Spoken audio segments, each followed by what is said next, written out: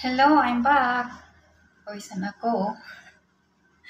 Naglilinis ako kasi um, welcome back sa aking small channel. This is Judith, video maker. Naalala ko kasi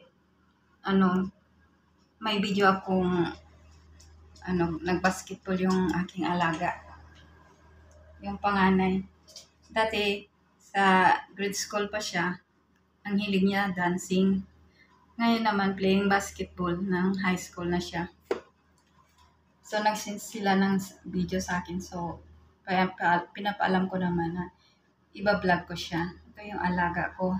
Alaga ko siya noong since buntis pang nanay niya, ako na nag-alaga. Tapos, labas siya, nag-alaga. Ako na rin nag-alaga sa kanya. Hanggang sa kapatid niya ay dalawa na sila. So, ako pa rin. Yung bunso nga is 9 years old na. So, siya is mag-40 na ngayong year na ito. September 10. September 10 ba yun? 15. September 15. So, ito siya. Panoorin natin. So, second year high school na siya ngayon eh.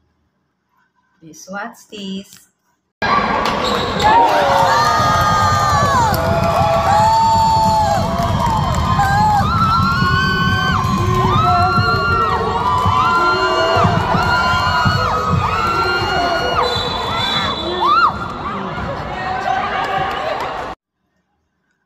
So, salamat sa panood at hanggang dito na lang. Ito is short video lang.